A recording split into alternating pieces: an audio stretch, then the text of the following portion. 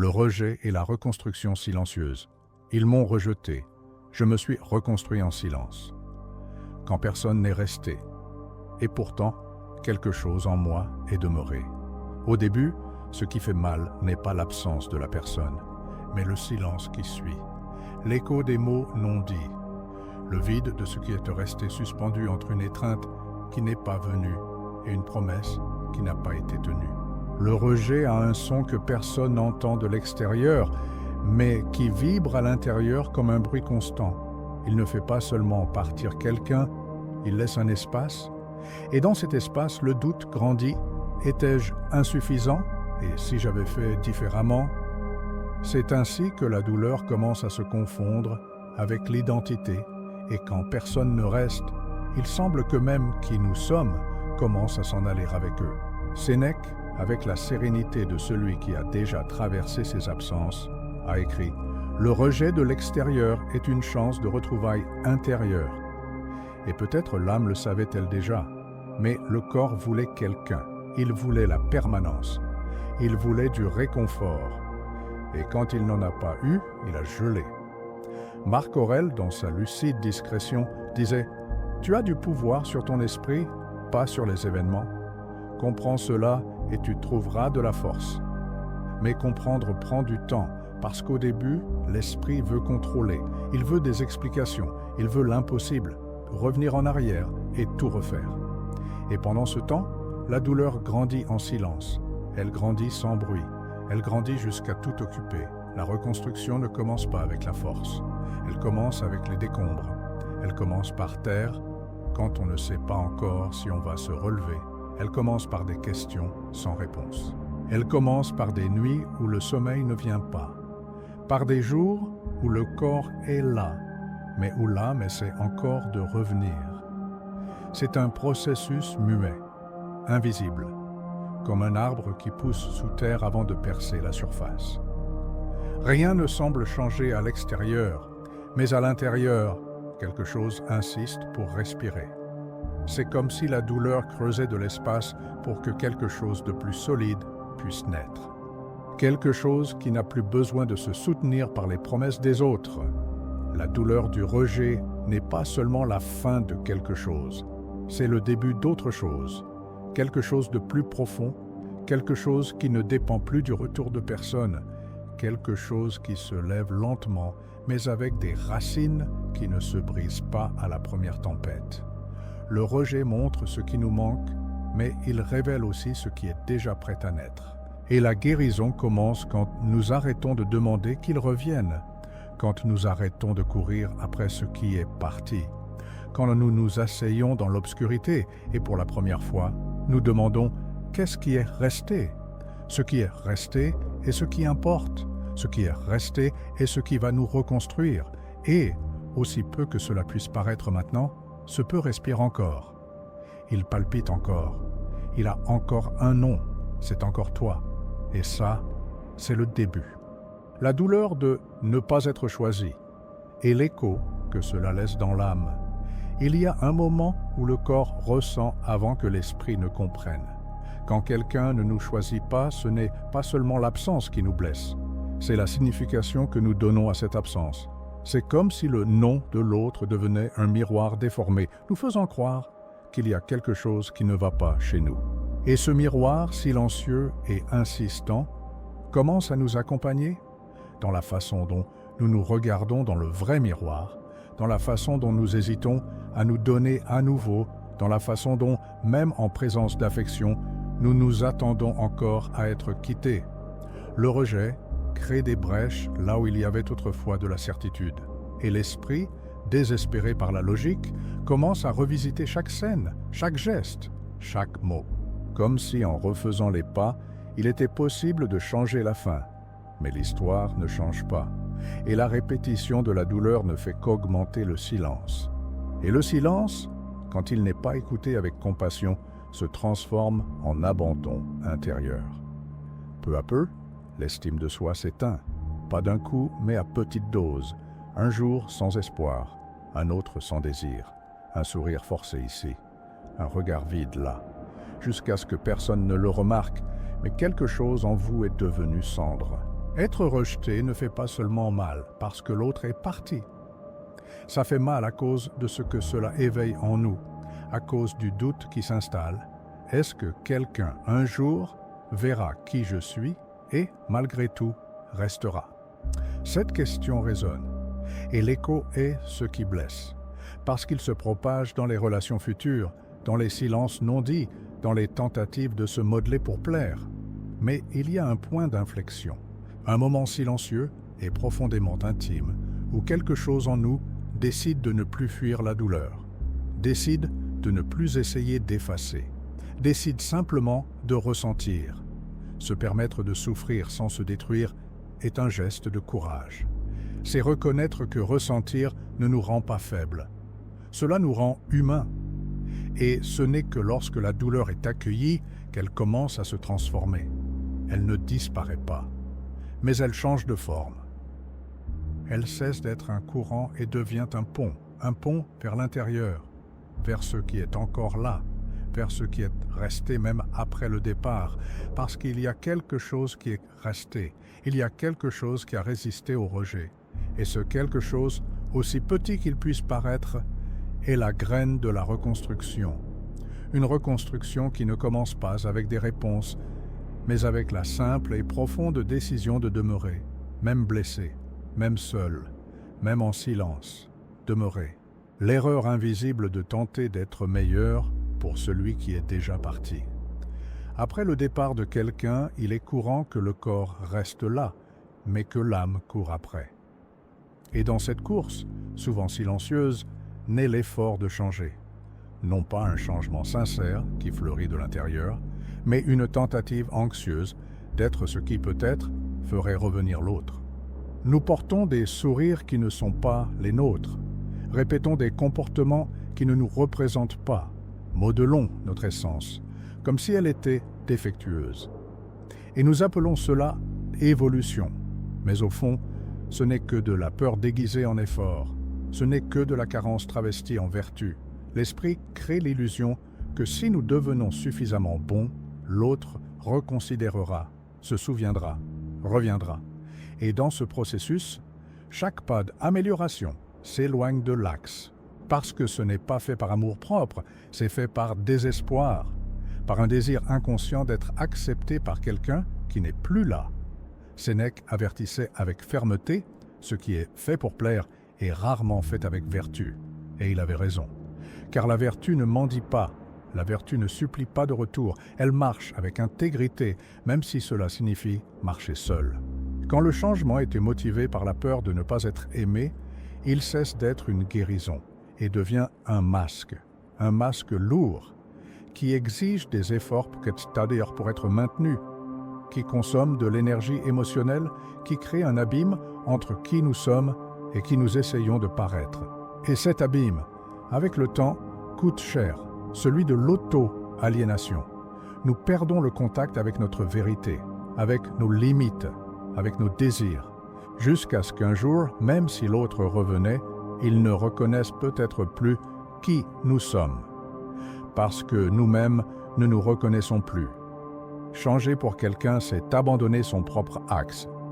Et tout abandon, même s'il semble stratégique, génère une perte. La perte de soi est silencieuse, mais dévastatrice, parce qu'au final, ce qui demeure n'est pas ce que l'autre a vu en nous, c'est ce que nous avons réussi à soutenir quand personne ne regardait. Et c'est pourquoi la reconstruction doit être intime.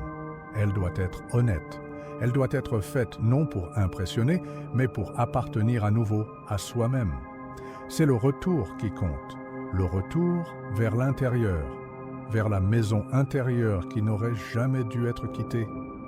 Quand cette retrouvaille a lieu, ce que l'autre pense ou fait ne définit plus le chemin, parce que la quête cesse d'être celle d'un retour et devient celle de la vérité. Et la vérité n'exige jamais que tu changes pour rentrer dans le cœur de quelqu'un. La vérité n'exige qu'une chose, que tu ne te perdes plus en essayant d'être qui tu n'es pas.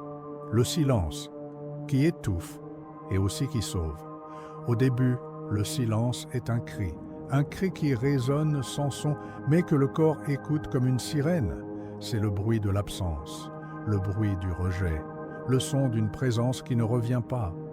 Et plus le silence grandit, plus il semble écrasé de l'intérieur, comme si le temps s'arrêtait à chaque seconde où aucun message n'arrive, où aucun geste n'est fait, où tout ce qui existe est le vide laissé par celui qui est parti.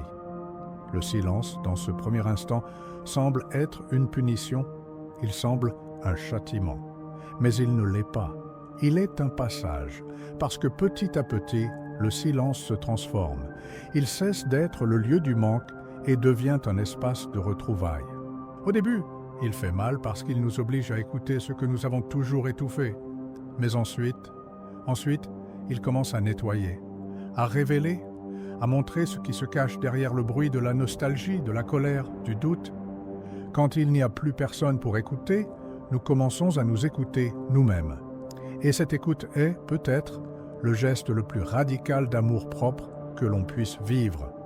Ne pas écouter pour justifier, ne pas écouter pour réparer, juste écouter pour accueillir. Marc Aurèle le savait. Il méditait en silence tous les matins, non pas pour fuir, mais pour se souvenir de qui il était, au-delà des rôles, au-delà des éloges, au-delà des pertes, parce que le silence est mémoire, mais il est aussi présence. Il n'apporte pas de réponse facile, mais il apporte de vraies questions, et ces questions, quand elles ne sont pas évitées, commencent à montrer des chemins. Non pas des chemins pour revenir en arrière, mais des chemins pour aller de l'avant, avec plus de vérité, avec plus de conscience, avec plus de courage. Il existe une pratique presque secrète, mais profondément transformatrice. Écrire ce que l'on n'a jamais eu le courage de dire, pas même à soi-même. Écrire sans filtre, sans peur de paraître faible, sans l'intention de montrer à personne, juste pour voir, juste pour toucher ce qui est caché. Car parfois, ce qui nous retient le plus n'est pas la douleur, c'est le déni de celle-ci. Et écrire en ce sens, c'est permettre à l'âme de parler. Parler avec le papier, parler avec sa propre histoire, parler avec soi-même, avec la douceur que personne n'a offerte. Le silence alors cesse d'étouffer et commence à sauver.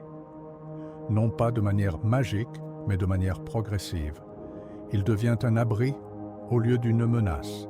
Il devient un sol au lieu d'un abîme. Et sur ce nouveau sol, fait d'écoute et de présence, l'âme trouve quelque chose qu'elle avait perdu, la capacité de se faire confiance, de soutenir son propre silence sans se briser, d'être entière, même sans réponse, parce que, parfois, ce qui guérit n'est pas d'être entendu par l'autre, c'est finalement de s'écouter en profondeur et de demeurer, même dans l'obscurité, même en silence, demeurer. Ce que le rejet enseigne sur la valeur et sur les limites. Parfois, ce n'est pas l'autre qui nous rejette, c'est nous qui, par peur de perdre, cessons de nous choisir.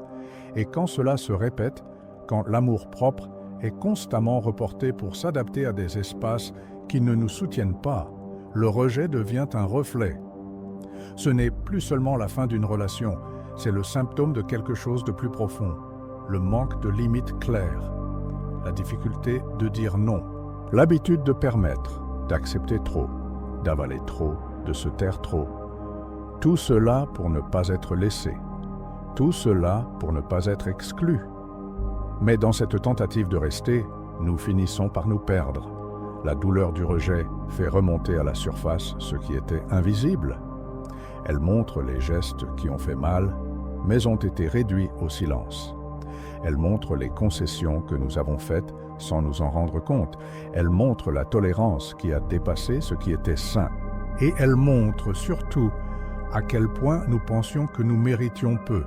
Parce que personne ne nous prend ce que nous protégeons avec clarté, ils n'envahissent que ce que nous laissons ouvert. Ils ne prennent que ce que nous n'avons pas établi comme sacré.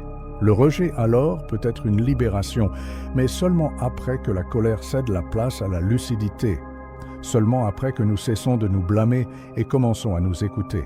Sénèque disait avec précision, « La vertu ne crie pas, elle s'en va simplement quand elle n'est pas respectée. » Et ce départ silencieux est souvent confondu avec de la faiblesse. Mais ce n'est pas le cas. c'est de la maturité, c'est de la dignité. C'est le geste le plus intègre de quelqu'un qui a appris que sa valeur ne peut dépendre du regard de l'autre, que la limite n'est pas une barrière contre l'amour, mais un chemin pour qu'il s'épanouisse avec vérité, sans marchandage, sans humiliation, sans peur. Et cet apprentissage, aussi douloureux soit-il, est ce qui transforme le rejet en force. Il existe une pratique interne qui peut devenir un tournant.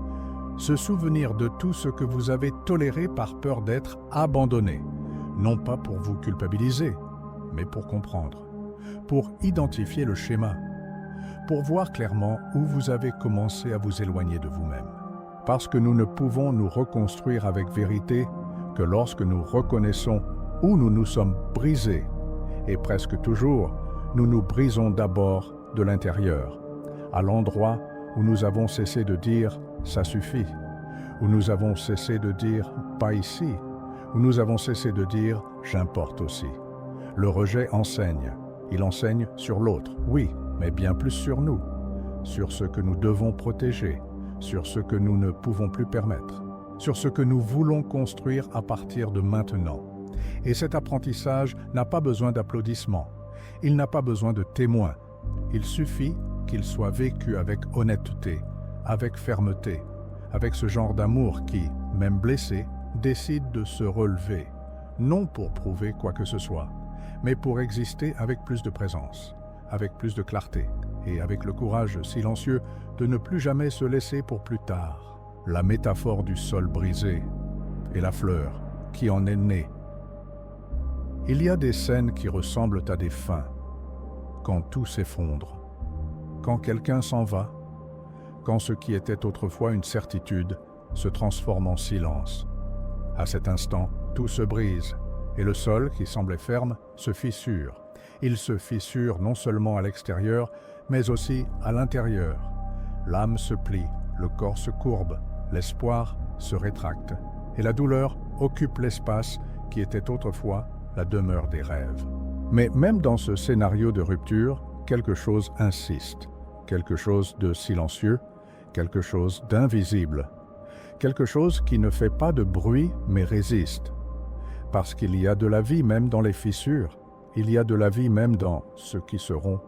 Comme le sol qui, après une longue sécheresse, cède enfin à la pluie, l'âme a besoin d'espace pour respirer. Et parfois, c'est dans la rupture que cet espace naît.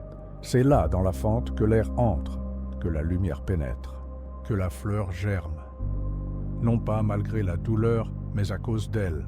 La fleur n'apparaît pas là où tout est intact. Elle naît là où la terre a été blessée, là où la structure a cédé, là où la surface a éclaté. Et il en va de même pour l'âme. Elle a besoin de fissures pour fleurir. Elle a besoin de pertes pour se retrouver. Elle a besoin de rejet pour se souvenir de ce qui importe vraiment. La douleur nous désaxe, mais elle nous repositionne aussi. Elle déconstruit, mais elle reconstruit aussi. Sauf que la reconstruction n'est pas comme avant.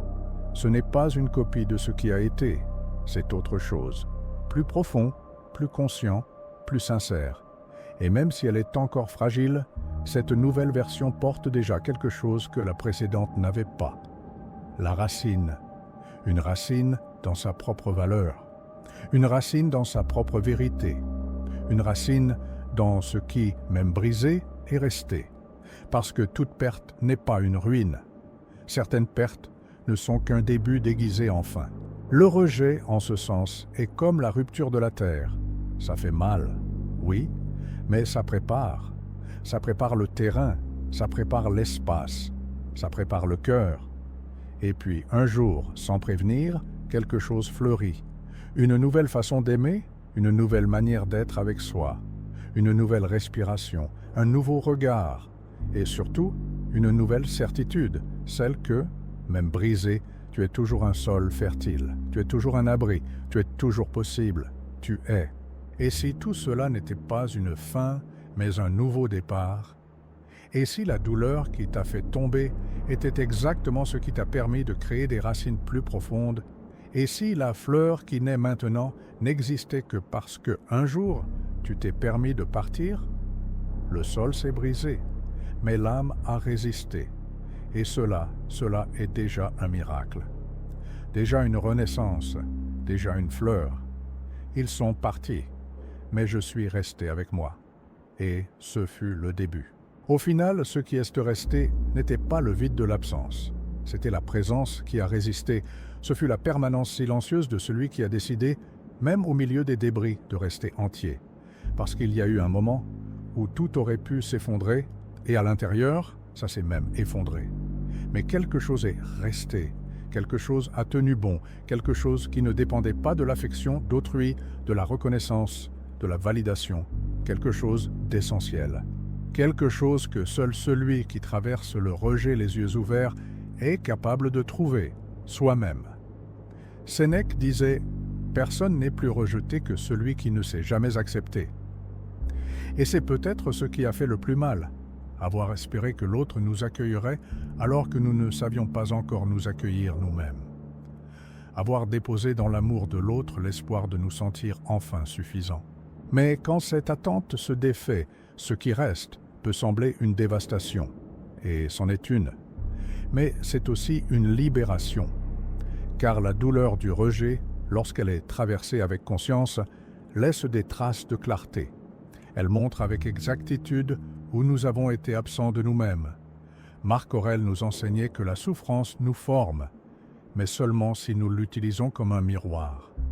Et ce miroir, parfois rude, nous révèle le visage que nous évitons, la partie de nous qui s'est annulée, qui s'est pliée, qui a trop attendu, mais il nous révèle aussi la partie qui est restée, qui a pris une profonde respiration, qui, même en silence, a commencé à se reconstruire, non pour prouver quoi que ce soit, mais pour être. Simplement être, avec plus de fermeté, avec plus de présence, avec plus de vérité. La reconstruction stoïcienne n'a pas besoin d'applaudissements. Elle n'exige pas de réponse, elle ne cherche pas le spectacle. Elle se produit au quotidien, dans le simple geste de continuer, dans le regard qui refuse de se perdre à nouveau, dans le choix de ne pas se modeler pour s'adapter. Elle est silencieuse, mais puissante, parce qu'elle est faite de restes, de chutes, de souvenirs brisés qui, en s'unissant, forment quelque chose de nouveau. Quelque chose qui ne dépend plus de qui est resté ou est parti, quelque chose qui appartient, enfin, seulement à vous. Et à la fin, quand nous regardons tout ce qui s'est passé, nous réalisons « ils sont partis ». Oui, mais je suis resté avec moi, les mains encore tremblantes, mais fermes, le cœur encore sensible, mais entier, les yeux encore embués, mais plus lucides. Et ça, c'est le début d'un amour qui ne part pas, qui n'a pas besoin d'être demandé, qui n'implore pas de retour. Un amour qui se suffit à lui-même, un amour qui est un abri, un amour qui, enfin, a fleuri là où il n'y avait auparavant que le silence. Et c'est dans ce silence que je me suis trouvé, et c'est là que je suis né de nouveau.